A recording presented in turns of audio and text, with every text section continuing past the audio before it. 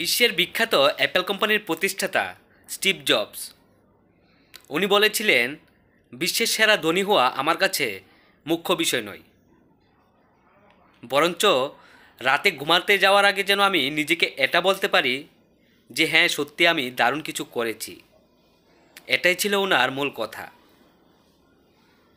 মনে রাখবেন, আপনি নিজের মন এবং অনুভূতির কথা শোনার আপনার সাহস থাকতে হবে। ওরা জানে আসলে আপনি জীবনে কি হতে চান। আপনি নিজেকে কখনোই ফাঁকি দিতে পারবেন না, আপনার মনকে ফাঁকি দিতে পারবেন না। তারা সত্যিই জানে আপনি জীবনে কি হতে চান। আপনার জীবনের প্রতিটা মুহূর্ত আপনার ভবিষ্যৎকে রূপদানে কাজ করে। সুতরাং আপনার জীবনের প্রতিটা মুহূর্তকে সঠিকভাবে কাজে লাগানোর জন্য চেষ্টা করুন।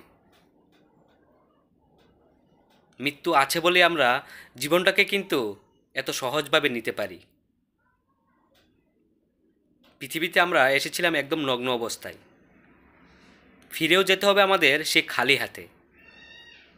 হারানোর মতো কিছু নেই আমাদের কাছে। তাহলে কেন খামাখা আমরা মানুষের প্রত্যাশা চাপ বয়ে বেড়াবো?